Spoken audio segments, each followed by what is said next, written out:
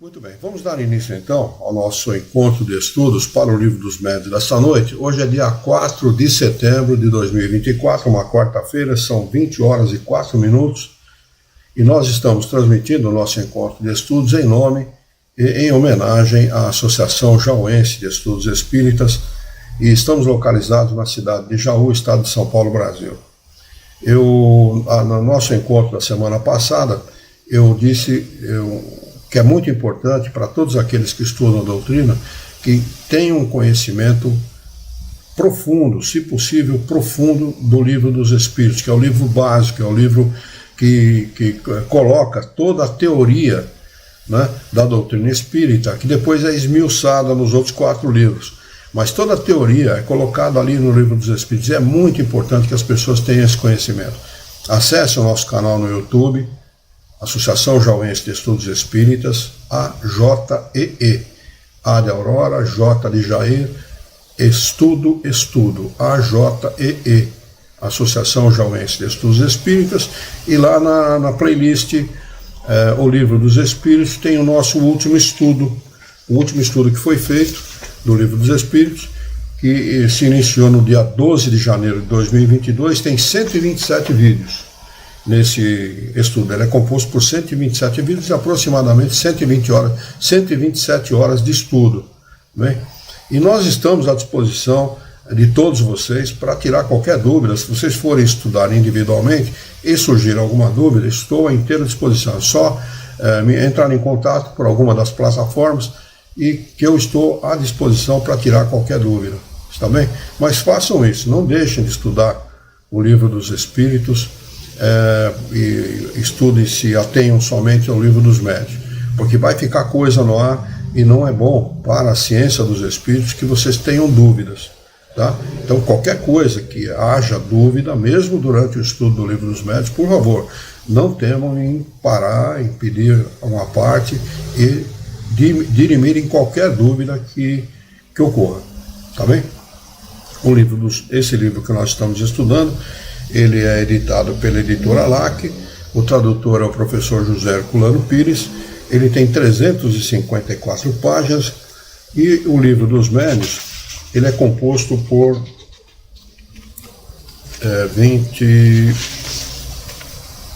32 capítulos, tá bem? Então são 32 capítulos que compõem o Livro dos Médiuns. Esse livro é o segundo da codificação, o primeiro é o Livro dos Espíritos, a 18 de 4 de 1857, que é o Dia dos Espíritas, ou dos Espiritistas, mais apropriadamente, né? O que é o Espiritismo, lançado em 1859, uma tentativa de Kardec de explicar, esmiuçar, né? Explicando e dando facilidade, promovendo facilidade para o entendimento do Livro dos Espíritos. Depois, em seguida, o Livro dos Médiuns, janeiro de 61. Em seguida, do Livro dos Médiuns, o 4º livro, que é o Evangelho segundo o Espiritismo, 1863, na sua primeira edição. E 5º livro, O Céu e o Inferno, ou a Justiça Divina, segundo o Espiritismo, agosto de 65. Em seguida, a Gênese, os Milagres e as Predições, segundo o Espiritismo, janeiro de 68. E Kardec desencarna em 1869, março de 69. Então, ele completou a sua missão aqui na Terra e logo depois desencarnou. Tá bem? Nós, no nosso encontro da semana passada, estudamos a explicação do professor José Herculano Pires, assinada por ele, muito boa, né? E hoje nós vamos estudar a introdução escrita por Kardec. É uma introdução não muito longa, mas muito importante para a compreensão desta obra. Está bem? Deixa eu ver se a Lu escreveu alguma coisa. A Lu não escreveu nada, vai ver que ela não ouviu o que eu pedi para ela. Filha, vê como é que está aí o som e a imagem, por favor. E reporte para mim, por favor, como é que está por aí também. A Dulce também, Dulce, se você puder me dizer como está aí no YouTube a nossa imagem, o nosso som, eu agradeço. Muito bem. Introdução. Diariamente, a experiência confirma a nossa opinião de que as dificuldades e desilusões encontradas na prática espírita decorrem da ignorância dos princípios doutrinários. Esses princípios estão todos colocados em O Livro dos Espíritos. Daí a veemência da nossa parte, a reiteração da nossa parte em pedir que vocês conheçam esses princípios. É fundamental. A ignorância desses princípios, da ignorância deles, decorre toda a desilusão que a pessoa pode ter com a doutrina espírita. Né? E toda a desilusão que ela pode ter do contato com os espíritos. Tá bem? Então é fundamental, por favor, conheça esses princípios, vale a pena. Né? É importante para o conhecimento de uma ciência. Nós não estamos lidando apenas com uma religião. Não é uma religião, é uma ciência com princípios e fundamentos que levam o homem a compreender quem ele é, de onde ele vem e para onde ele vai. Fundamental isso. Sentimos-nos felizes ao verificar que foi eficiente o nosso trabalho para prevenir os adeptos para os perigos do aprendizado e que muitos puderam evitá-los com a leitura atenta desta obra. Muito natural o desejo dos que se dedicam ao Espiritismo de entrarem pessoalmente em comunicação com os Espíritos. Esta obra destina-lhes facilitar isso, permitindo-lhes aproveitar os frutos dos nossos longos e laboriosos estudos.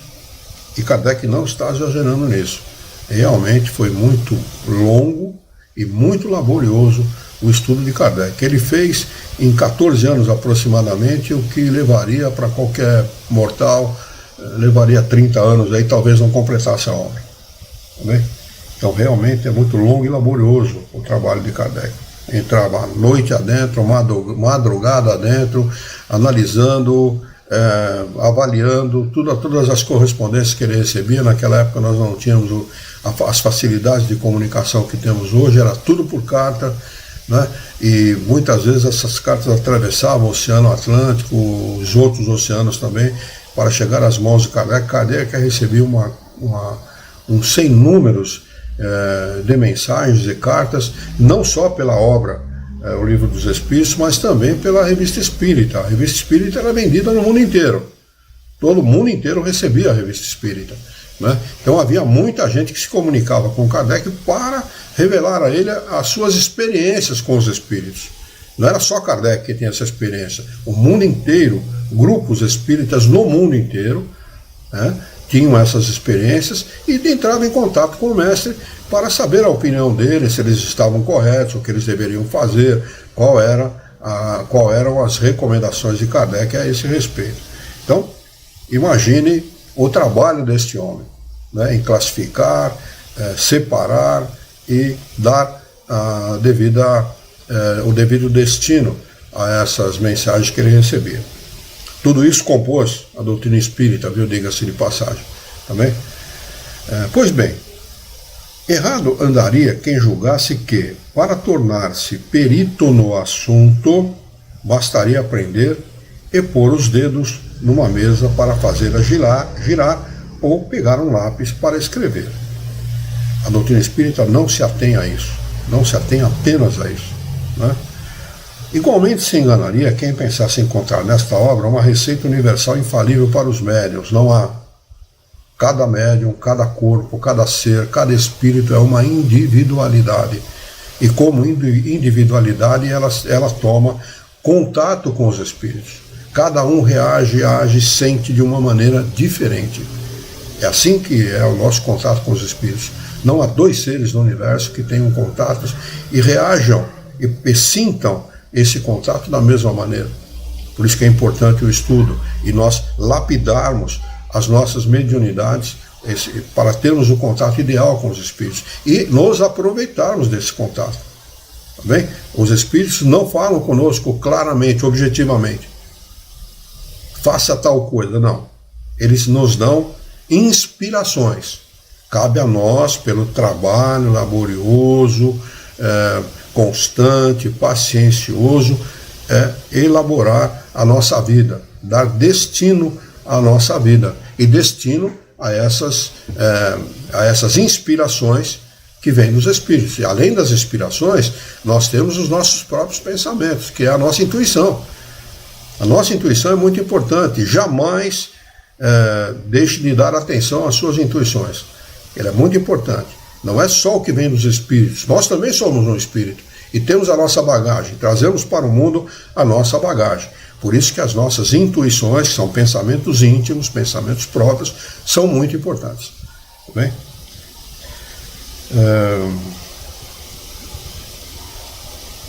Embora cada qual já traga em si mesmo os germes das qualidades necessárias, essas qualidades se apresentam em graus diversos e o seu desenvolvimento depende de causas estranhas à vontade humana. Não fazemos poetas, nem pintores ou músicos com as regras dessas artes, que servem apenas para orientar os dons de quem possui os respectivos talentos. Quer dizer, se vale para as artes, vale para a mediunidade também. Não tem diferença nenhuma. Tá bem? A mediunidade é uma faculdade que nós pedimos ao Criador antes de encarnar e nos é dada como instrumento de progresso. E como qualquer instrumento de progresso é particular. Cada um reage, age e pensa e sente de forma diferente em relação a todas as coisas, a tudo que existe e que nos chega na nossa vida, a tudo, mesmo formação acadêmica, qualquer coisa, tá bem? E com a mediunidade não é diferente. Pois não, Alexandre? Hoje uma dúvida, essa questão da mediunidade, como você acabou de falar que nós pedimos, né, antes de encarnar, ela pode se demonstrar a partir de um determinado momento da nossa encarnação, ou quando nós pedimos isso, nós já, desde jovens, desde pequenos, já temos essa manifestação mediúnica. Ou isso se dá a partir de um determinado momento na vida? Não, a mediunidade não tem hora nem tempo para chegar na nossa vida. Ela pode aparecer nas crianças mais tenra idade, né, e no velho.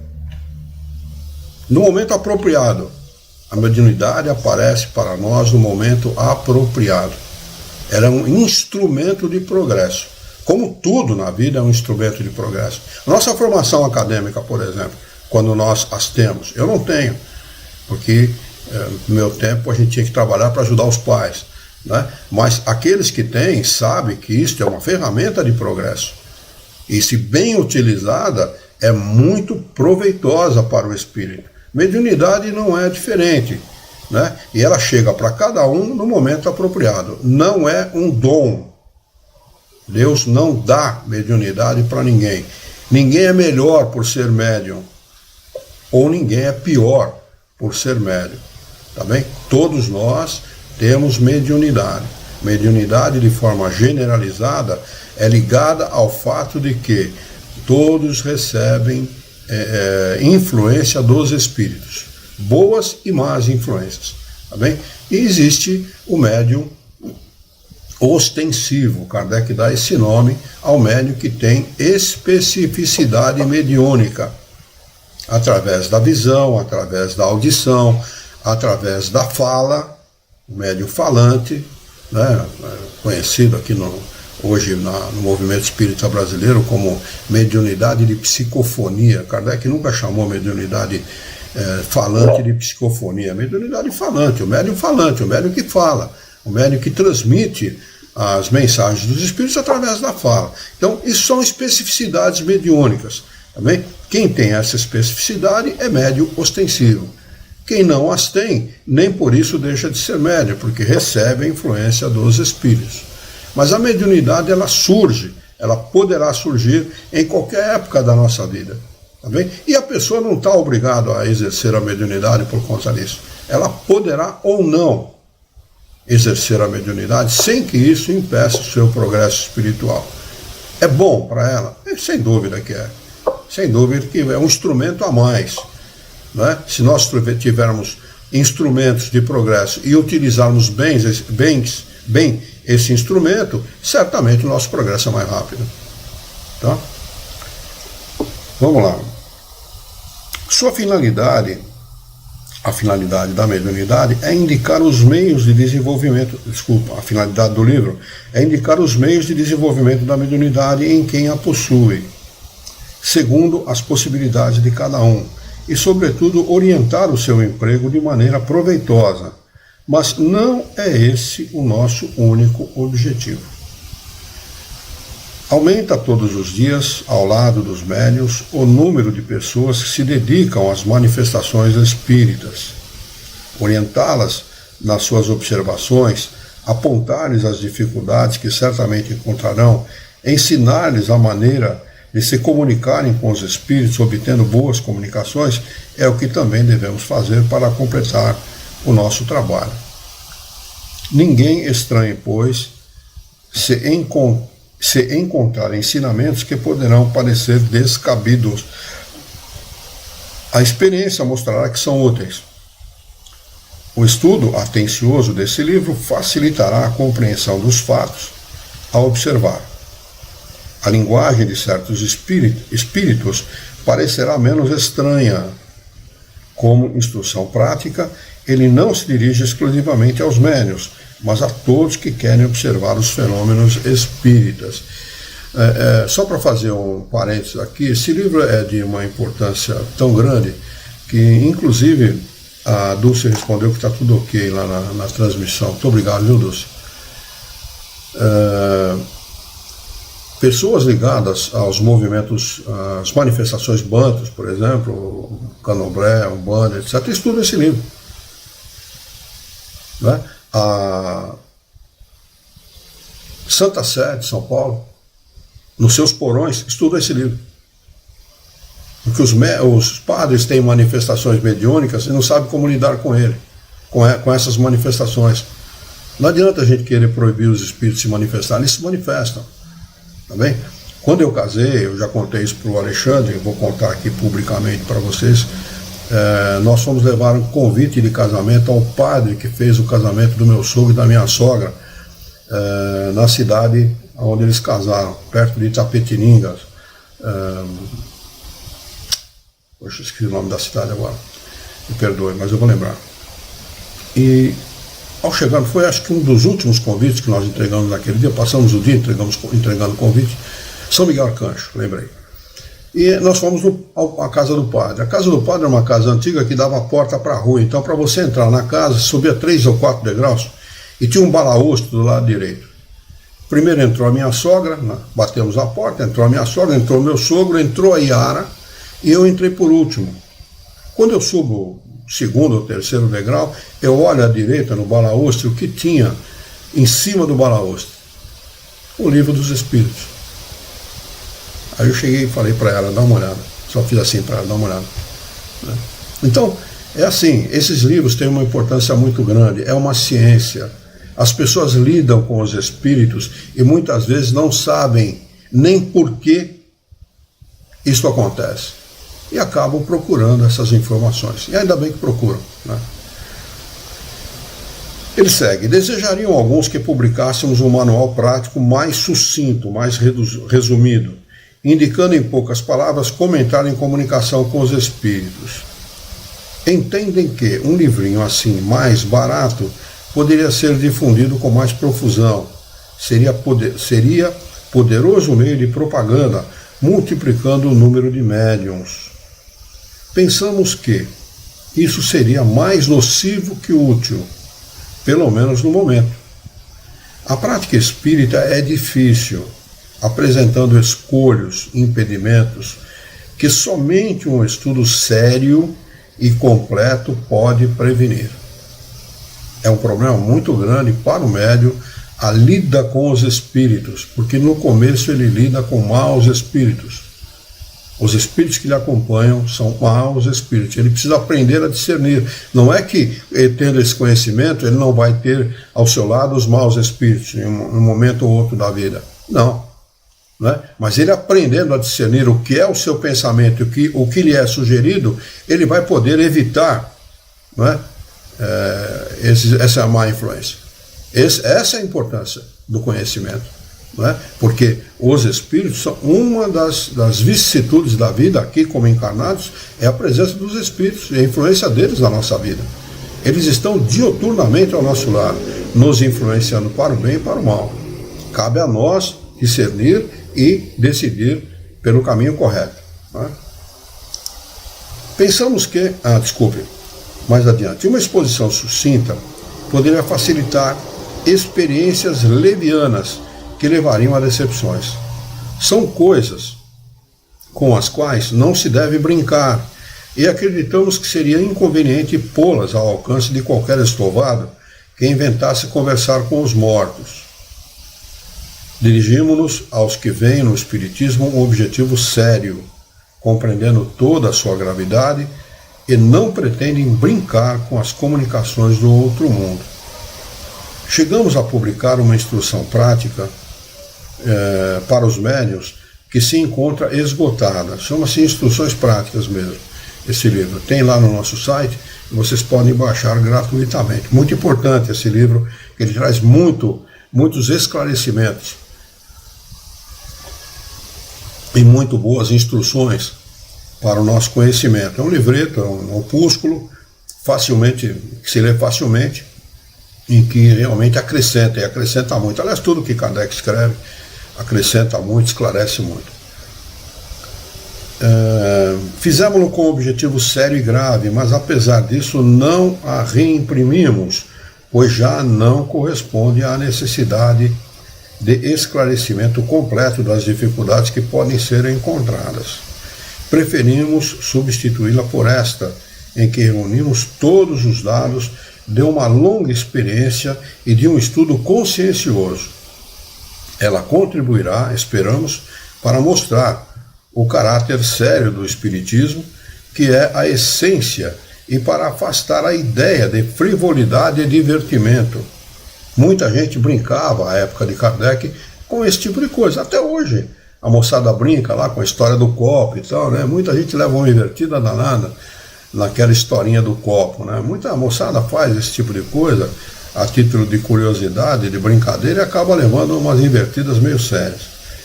Então, a lida com os espíritos não pode nunca, aliás, qualquer coisa na vida não pode ser dedicada à frivolidade, né? Jamais. Coisa séria é coisa séria, não se brinca com a vida.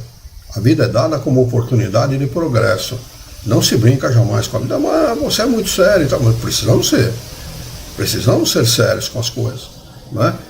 Momento de brincadeira, momento de diversão é uma coisa, momento de seriedade é momento de seriedade. Não se deve brincar com coisas sérias, né? E até porque, Luiz, desculpa só uma introdução aqui, até porque como eles estão o tempo inteiro ao nosso lado, se nós levamos para a brincadeira, nós abrimos espaço, abrimos a guarida. Sem dúvida. Sem dúvida. Né? Sem dúvida.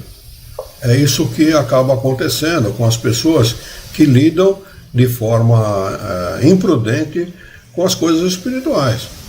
E com tudo na vida, tá certo? Brincam com o sexo, por exemplo. O que acabam atraindo para junto de si espíritos ligados a esse tipo de vício. Né? Toda a paixão humana, todas as paixões humanas atraem espíritos ligados a essas paixões. Tá bem? E uma paixão nunca leva ninguém a bom termo, nunca leva ninguém a coisas sérias. O que leva as pessoas a bom termo, a coisas sérias, é viver a vida com o pensamento e com o comportamento voltado para coisas boas, para pensamentos bons, procurando, na maior parte do tempo, ter boas decisões. Decidir pelo bem, pelo bom caminho, pelas coisas boas, leva a bom termo. As decepções causadas pelas más experiências vividas por mau comportamento e por más decisões levam a muito sofrimento. É muito comum a gente ver e ouvir pessoas com uma determinada idade, por exemplo, na minha idade, se eu soubesse o que eu sei hoje, eu teria feito tudo diferente. Eu teria tido outro comportamento, teria tido outras decisões. Não é? Muito comum a gente ouvir isso. Não faria o que eu fiz de jeito nenhum. Teria feito de forma diferente. Né? Então, por que não fazermos? Se nós temos essa informação, por que não tomarmos as boas decisões já? Por que não mudarmos a nossa conduta já? Né? O divertimento está nas coisas da vida, do mundo, para alguns estão. Mas é bom, traz coisas boas, traz bons frutos para o homem? Não. Então, não compensa. Não vale a pena. Né? Acrescentaremos uma importante consideração, a de que as experiências feitas com leviandade, sem conhecimento de causa, provocam péssimas impressões nos participantes ou pessoas mal preparadas, tendo o inconveniente de dar uma ideia bastante falsa do mundo dos espíritos, favorecendo a zombaria e dando motivos a críticas quase sempre bem fundadas. É por isso que os incrédulos saem dessas reuniões raramente convencidos e pouco dispostos a reconhecerem um aspecto sério do espiritismo. A ignorância é a leviandade de certos médiuns, a ignorância e a leviandade de certos médiuns têm causado maiores prejuízos do que se pensa na opinião de muita gente. Vem progredindo bastante o espiritismo desde alguns anos, mas o seu maior progresso se verifica depois que entrou no rumo filosófico, porque despertou a atenção de pessoas esclarecidas. Hoje, não é mais uma diversão, mas uma doutrina de que não riem ou que zombavam das mesas girantes.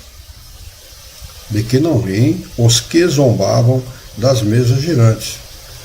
Esforçando-nos por sustentá-lo nesse terreno, estamos certos de conquistar adeptos mais úteis do que através de manifestações levianas. Temos a prova disso todos os dias, pelo número de adeptos resultante da simples leitura do Livro dos Espíritos.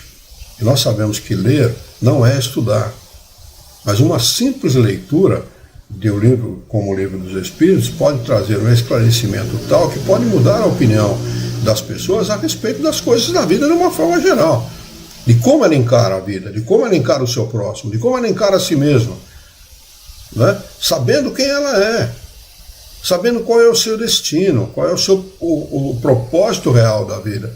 Se nós perguntarmos qual é o real objetivo da nossa encarnação, para 100 pessoas que não têm conhecimento, nós vamos obter 100 respostas diferentes. Não é? Então é importantíssimo nós sabermos qual é o real propósito da vida. Então, apenas a leitura do Livro dos Espíritos pode trazer muito esclarecimento. Que dirá o estudo?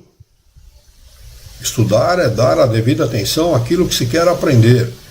Né? Precisamos dar a devida atenção. Não basta só ler. Né? Depois da exposição do aspecto filosófico da ciência espírita em O Livro dos Espíritos, damos nesta obra a sua parte prática para aquele dos que desejarem ocupar-se das manifestações, seja pessoalmente, seja pela observação das experiências alheias.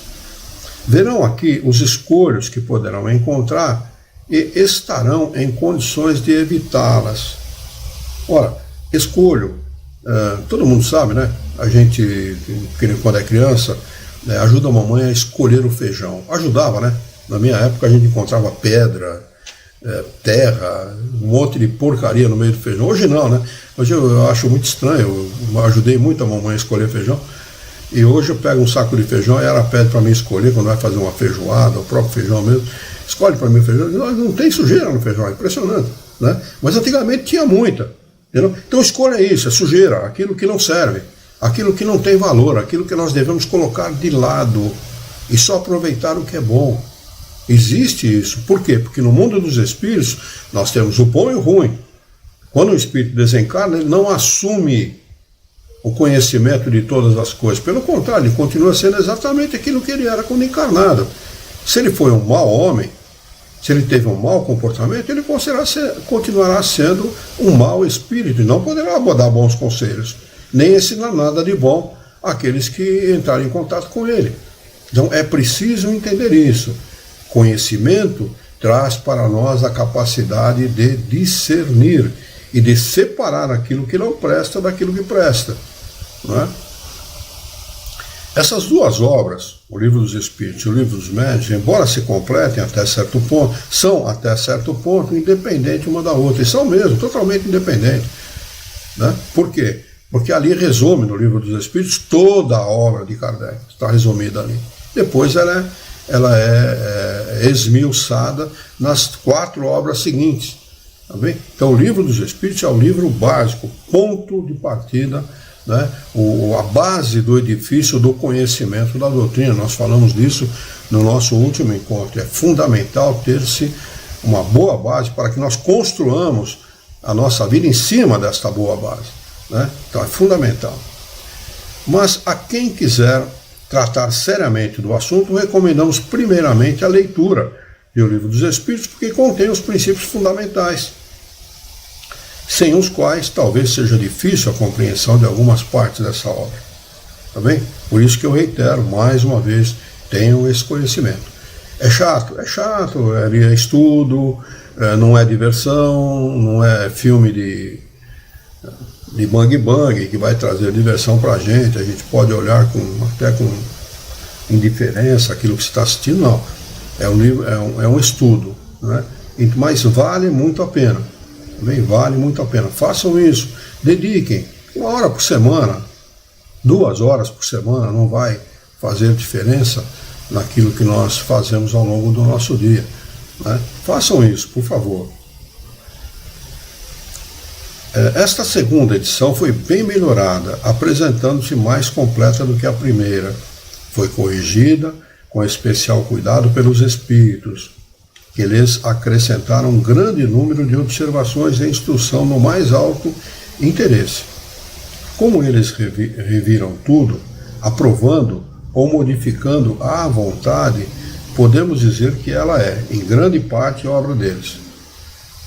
Mesmo porque não se limitaram a intervir em algumas comunicações assinadas.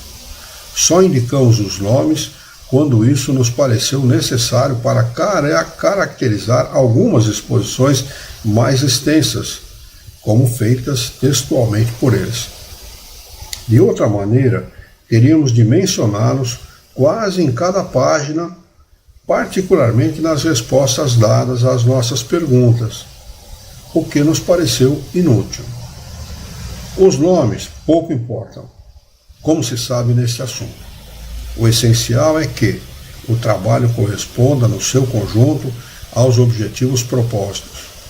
Esperamos assim que esta edição seja mais perfeita que a primeira, seja tão bem recebida como aquela. Como acrescentamos muitas coisas e muitos capítulos inteiros, assim também suprimimos alguns trechos repetidos, como o da escala espírita, que já se encontra em O Livro dos Espíritos. Aqui está colocado em letras garrafais. A escala espírita é muito importante, nós a conhecemos. Questão 100 e seguinte do Livro dos Espíritos, é importantíssimo que nós conheçamos a escala espírita para saber por que vivemos no mundo como nosso. Qual é a razão do nosso mundo ser o que é. E de termos aqui o comportamento que temos e temos que conviver com violência, com droga, com vícios, com tudo que nós convivemos aqui. Tá bem? Importantíssimo nós sabermos isso. Suprimimos ainda do vocabulário o que não se refere propriamente a esta obra, substituindo-o por coisas mais úteis. Esse vocabulário, aliás, não está completo e pretendemos publicá-lo mais tarde. Tem uma obra de Kardec a esse respeito. Em separado, de forma de um pequeno dicionário da filosofia espírita. Conservamos nessa obra tão somente as palavras novas ou específicas relativas ao assunto de que nos ocupamos. Aqui tem uma nota do tradutor, professor José Herculano Pires, que é a seguinte: a segunda edição, que serviu para a tradução, constitui o texto definitivo do livro. As características que se notam estão entre este final do prefácio e o das nossas demais traduções do Livro dos Médiuns. E o das nossas demais traduções do Livro dos Médiuns decorrem de modificações nas edições francesas posteriores à morte de Kardec. É de particular interesse doutrinário a referência do codificador ao seu desejo de publicar um pequeno dicionário da filosofia espírita, obra que continua a fazer falta na bibliografia doutrinária. 20 horas e 39 minutos, nós temos algum tempo. Se não houver nenhuma dificuldade no entendimento daquilo que nós estudamos até agora, não tiver nenhuma pergunta, nós vamos passar à primeira parte, noções preliminares, capítulo 1. Existem espíritos? Podemos passar? Muito bem, vamos lá então. Capítulo 1. Título: Existem espíritos? Pergunta. Kardec diz o seguinte: a causa principal da dúvida sobre a existência dos espíritos é a ignorância da sua verdadeira natureza. Imaginam-se os espíritos como seres à parte na criação, sem nenhuma prova da sua necessidade. Muitas pessoas só conhecem os espíritos através das histórias fantasiosas que ouviram em criança, mais ou menos como as que conhecem história pelos romances. Não procuram saber se essas histórias desprovidas do pitoresco podem revelar um fundo verdadeiro ao lado do absurdo que as choca. Não se dão ao trabalho de quebrar a casca da noz para descobrir a amêndoa. Assim rejeitam toda a história, como fazem os religiosos que, chocados por alguns abusos, afastam-se da religião. Seja qual for a ideia que se faça dos espíritos, a crença na sua existência decorre necessariamente do fato de haver um princípio inteligente no universo, além da matéria. Essa crença é incompatível com a negação absoluta do referido princípio. Partimos, pois, da aceitação da existência, sobrevivência e individualidade da alma, de que o espiritualismo em geral nos oferece a demonstração teórica dogmática e o espiritismo a demonstração experimental. Completamente diferente, a metapsíquica também acredita na existência dos espíritos, mas o espiritismo, através da mediunidade, fez para os espíritos aquilo, por exemplo, que o telescópio faz em relação às estrelas. Né? Antes do telescópio, o homem só via estrelas em uma noite clara, né? E aquela imensidão de estrelas que ele não sabia muito bem o que era. Então o telescópio veio trazer esse conhecimento para o homem, assim como o microscópio, por exemplo, veio trazer o conhecimento dos muito pequenos, que não se vê a olho nu. Né? O espiritismo, através da mediunidade, é um instrumento que leva o homem a conhecer o mundo dos espíritos, até então desconhecidos em sua parte científica e experimental. É muito importante isso, extremamente importante. Não é?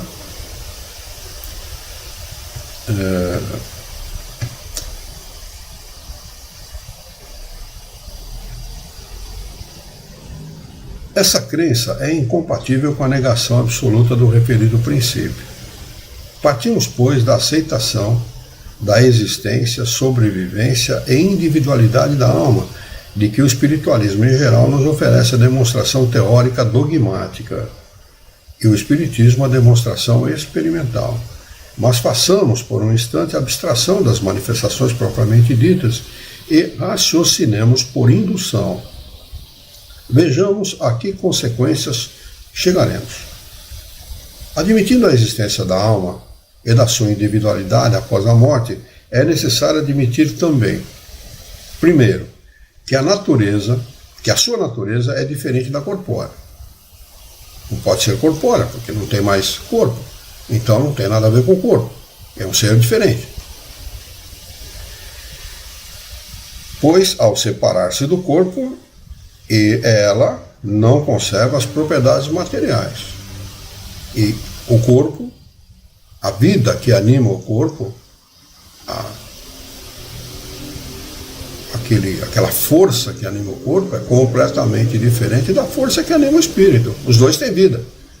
O corpo tem a sua vida. Ela se extingue com a morte do corpo físico, mas o espírito permanece vivo. Se permanece vivo, ele tem uma força que o mantém vivo. São duas forças distintas. Segundo, que ela possui consciência própria, pois lhe atribuímos a capacidade de ser feliz ou sofredora, e que tem que ser assim, pois do contrário, ela seria um ser inerte e de nada nos valeria a sua existência. Admitindo isso, é claro que a alma terá de ir para algum lugar. Mas para onde vai e o que é feito dela? Segundo a crença comum, ela vai para o céu ou para o inferno. Mas onde estão o céu e o inferno? Dizia-se antigamente que o céu estava no alto e o inferno embaixo. Mas que é o alto e o baixo no universo? Desde que sabemos que a Terra é redonda, que os astros giram, de maneira que o alto e o baixo se revezam a cada 12 horas, para nós, e conhecemos o infinito no espaço, do qual podemos mergulhar a distâncias incomensuráveis. Ele, até agora, a partir do momento em que ele disse, façamos a abstração da doutrina espírita, ele está falando da crença em geral, catolicismo e todas as outras crenças que admitem a sobrevivência da alma. Só não admite a sobrevivência da alma os materialistas e os ateus. De resto, todos eles admitem essa existência e admitem que aquilo que resta depois da morte do corpo físico toma algum destino. Vai para algum lugar. É feliz ou infeliz de alguma maneira. Ele segue. É verdade que podemos entender por lugares baixos as profundezas da Terra. Mas que são hoje essas profundezas, depois das escavações geológicas, que são também essas esferas concêntricas chamadas céu de fogo, céu de estrelas, depois que aprendemos não ser o nosso planeta o centro do universo e que o nosso próprio Sol nada mais é do que um entre milhões de sóis que brilham no infinito, sendo cada qual o centro de um turbilhão planetário. Imaginem vocês, o nosso Sol é de quinta grandeza. Quer dizer, nós temos 4 outros sóis muito maiores que o nosso próprio Sol. Quer dizer, aquilo que nós consideramos o máximo do máximo é apenas o 5º lugar em grandeza em relação aos outros. Né? Que foi feito da antiga importância da Terra, agora perdida nessa imensidade? E por que estranho motivo está este imperceptível grão de areia, que não se distingue pelo seu tamanho, nem pela sua posição, nem por qualquer papel particular no cosmos, seria o único povoado de seres racionais? E olha, aqui na nossa Terra ainda existe gente que não acredita em existência de vida em outros planetas. Teve um cara muito conhecido aqui em Jaú, inteligentíssimo, que falou: vocês acreditam na vida, que existe vida em outros planetas? Lá no Centro Espírita. Imaginem vocês, tem gente tão obtusa que não acredita que exista vida em outros planetas. Mas, olha aí o raciocínio de Kardec nos leva, pela força da racionalidade, a não duvidarmos da existência disso. A razão se recusa a admitir a inutilidade do infinito, e tudo nos diz que esses mundos também são habitados. E assim é que eles também fornecem os seus contingentes para o mundo das almas. Então voltamos à pergunta em que se tornam as almas depois da morte do corpo e para onde vão? A astronomia e a geologia destruíram as suas antigas moradas e a teoria racional da pluralidade dos mundos habitados multiplicou-as ao infinito. Não havendo concordância entre a doutrina da localização das almas e os dados das ciências, temos de aceitar uma doutrina mais lógica que não lhes marca este ou aquele lugar circunscrito, mas dá-lhes o espaço infinito. É todo um mundo invisível que nos envolve e no meio do qual vivemos, rodeado por elas. Mais uma vez, Kardec, nas suas reflexões, aprendendo com os espíritos, acrescenta que não há mundo localizado e circunscritos. Apesar do nosso querido e louvável movimento espírita brasileiro dizer que existem sim, não é? Não existe. Os espíritos estão em todos os lugares. Eles se ligam aos lugares pelo pensamento, pela sua maneira de sentir e pensar. Não estão localizados a nada, a não ser que sejam atrasados do ponto de vista espiritual. Aí ficam como nós, ao resto do chão, vivendo aqui no nosso mundo, enquanto não se desligarem disso. A partir do momento que se desligam, tem um universo por morada, e vão aonde a sua natureza e o seu desenvolvimento o permitirem. Assim que podem ir a outros planetas, a outros lugares do universo, etc. Estamos sempre em aprendizado. E o universo foi construído para os espíritos, para a sua felicidade, para o seu aprendizado, para o seu conhecimento. Não está destinado a seres especiais. Não, está destinado a todos nós. A todos, indistintamente.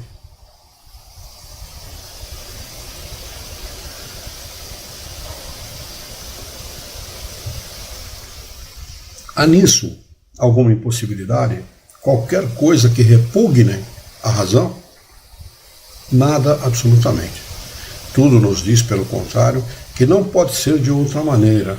Mas em que se transformam as penas e as recompensas futuras se as almas não vão para determinado lugar? Vê-se que a ideia dessas penas e recompensas é absurda e que dá motivo à incredulidade.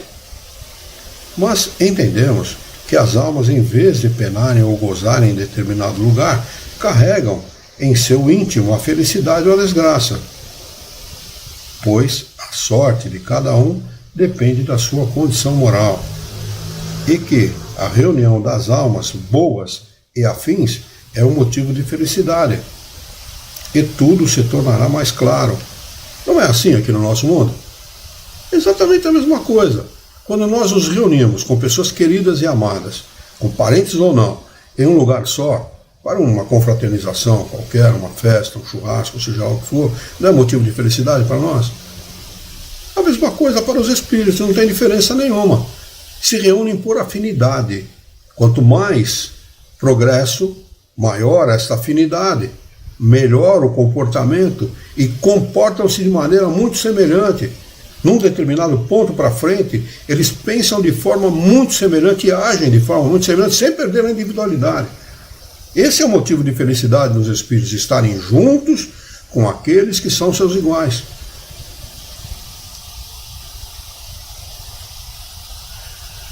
É um motivo de felicidade e tudo se tornará mais claro. Compreendamos que, segundo o seu grau de pureza, elas percebem e têm visões inacessíveis às mais grosseiras, que somente pelos esforços que fazem para se melhorarem e depois das provas necessárias podem atingir os graus mais elevados. Eu vou ler novamente porque é importante. Atentem para essa afirmação de Kardec, que ele aprendeu com os espíritos, que somente pelos esforços que fazem para se melhorarem e depois das provas necessárias podem atingir os graus mais elevados. A ninguém é dado nada de graça. A ninguém. Tudo gira em torno dos nossos esforços, do nosso empenho em se melhorar. Que somente pelos esforços que fazem para se melhorarem e depois das provas necessárias podem atingir os graus mais elevados. Que os anjos são as almas humanas que chegaram ao grau supremo e que todos podem chegar até lá através da boa vontade. Que os anjos são os mensageiros de Deus, incumbidos de zelar pela execução de seus desígnios em todo o universo, sendo felizes com essa missão gloriosa. E a felicidade de após a morte será uma condição útil e aceitável, mais atraente que a inutilidade perpétua da contemplação eterna. Para muita gente, depois de morrer, ficar bem, estar no céu, é sentar numa nuvem e ficar balançando as perninhas, né? Coisa absurda, pô. De que utilidade teria isso? Contemplação eterna. Não tem utilidade nenhuma. E no mundo, no universo, tudo é trabalho. Tudo. Trabalhamos incessantemente, durante e após a nossa existência aqui na matéria, enquanto espíritos imperfeitos e também como espíritos perfeitos. O trabalho é incessante. Você ia falar alguma coisa, Alexandre? É justamente quando, nos enterros principalmente, né, logo após aí a morte, a chamada morte, o que mais se ouve é aquela frase feita, né? Agora vai descansar em paz. Que fulano descansa em paz. Aí mesmo é que não vai descansar, né, Luiz? Depende do que o peão fez aqui, né? Aí que vai ter trabalho, aí que vai ter atividade. Né? Aí que a coisa complica, né? Vamos lá. Sendo felizes com essa missão gloriosa, e a felicidade de após a morte será uma condição útil e aceitável, mais atraente que a inutilidade perpétua da contemplação eterna. E os demônios? Compreendamos que são almas das criaturas más, ainda não depuradas, mas que podem chegar, como as outras, ao estado de pureza, e a justiça e a bondade de Deus se tornarão racionais, ao contrário do que nos apresenta a doutrina dos seres criados para o mal, de maneira irrevogável. Eis, afinal, o que a mais exigente razão, a lógica mais rigorosa, o bom senso, numa palavra, podem admitir. Como vemos, as almas que povoam o espaço são precisamente o que chamamos de espíritos.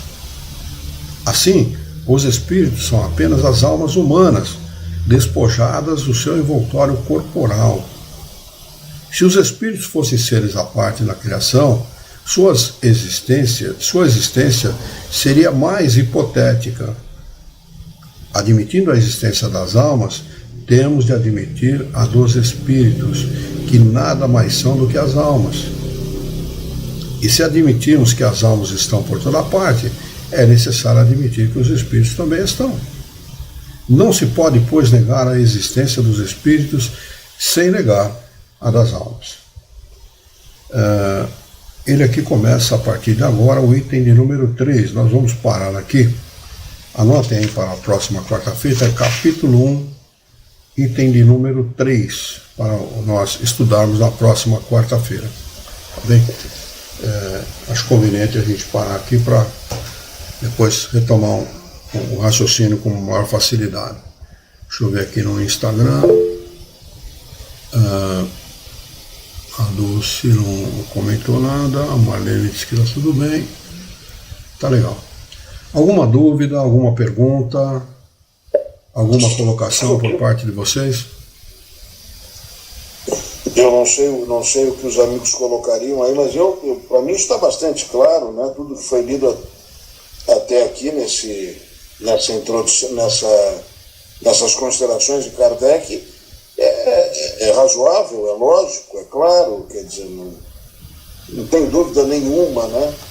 Isso só embasa, né, Luiz, só confirma melhor o que aprendemos anteriormente no estudo do Livro dos Espíritos. E aí a importância do que você frisou, ler o Livro dos Espíritos, se possível estudar, mas pelo menos ler, para ter uma noção mínima de onde está se pisando, porque quem começa errado vai terminar errado. Se começar num segundo livro, num terceiro livro da doutrina, não vai entender o que está. Quem começa no Livro dos Médiuns não vai entender a doutrina. Essa é a realidade. É verdade, é verdade. Além do que, isso é uma coisa frisada por Kardec. Devemos estudar as obras à medida em que elas foram lançadas. Isso existe de propósito, não é? Ninguém começa estudando medicina por anatomia. Vai começar por outros meios, né? Pelo princípio do estudo. E assim, todas as outras ciências, elas se parte daquilo do conhecido para o não conhecido, estudando, se aprofundando no assunto, fazendo pesquisas, etc. A doutrina espírita não é diferente, né? Mas, além de tudo, a sobrevivência da alma é uma coisa importante de se entender, porque muita gente é ateu, muita gente descrê das religiões exatamente pelo fato de não aceitarem um Deus que pune o homem sem propósito. Pelo fato de ele ter vivido aí uma vida de 20, 30, 40, 50 anos, 70 anos, sei lá, e ter cometido alguns equívocos, está a ser condenado pela eternidade. Não é? Seria uma maldade sem propósito. Seria sadismo, não é? Um Deus dessa maneira. Ao contrário disso, o que a doutrina espírita entende e chegou à conclusão é exatamente o oposto disso. Tudo existe um propósito. Estamos aqui encarnados e todo sofrimento pelo qual nós passamos, nós vivenciamos nessa existência, é proporcional aos equívocos cometidos em outras existências. E sofrimento pedido pelos espíritos. Nós solicitamos esse sofrimento, nós solicitamos as provas, nós solicitamos passar pelos problemas que nós passamos aqui nessa terra, para podermos aprender como espíritos. O objetivo da nossa vida não é viver aqui, não é ser feliz aqui, não é vencer aqui, é vencer como espírito, porque lá é a verdadeira vida. É lá que nós estaremos pela nossa imortalidade, para sempre. Né? E precisamos estar lá bem. Por isso que nós pedimos, muitas vezes, sofrimentos atrozes, porque cometemos absurdos em outras encarnações. Né? E o espírito entende que ele precisa passar por esses sofrimentos para poder ressarcir-se com a sua própria consciência.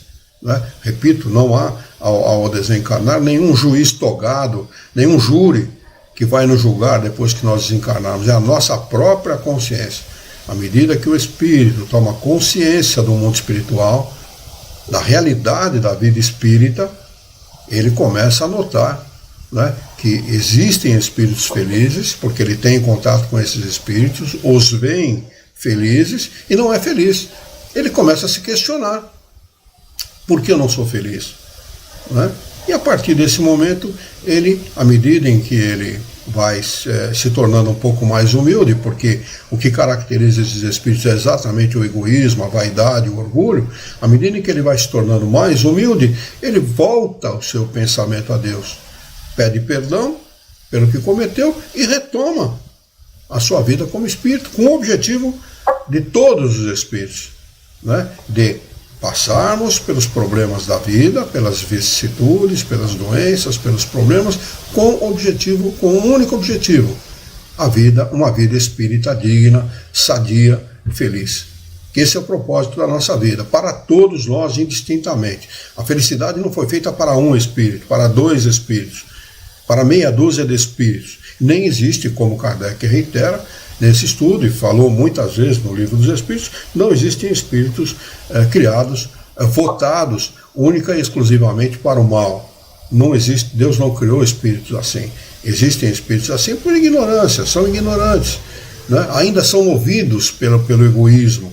E o egoísmo é que leva esses espíritos a agirem de forma equivocada, porque eles entendem que ele tem que ser feliz aqui, e tudo que eles amealharem, independentemente do meio através do qual eles conquistem esses bens, enganando, matando, corrompendo, independente do meio, eles têm que amealhar, porque aqui neste mundo é feliz quem tem mais. Este é o pensamento do egoísta, não é? Do ateu, do materialista. Este é o pensamento destes, não é? Não é o pensamento daquele que tem o conhecimento espírita, o conhecimento desta ciência, o conhecimento do mundo dos espíritos.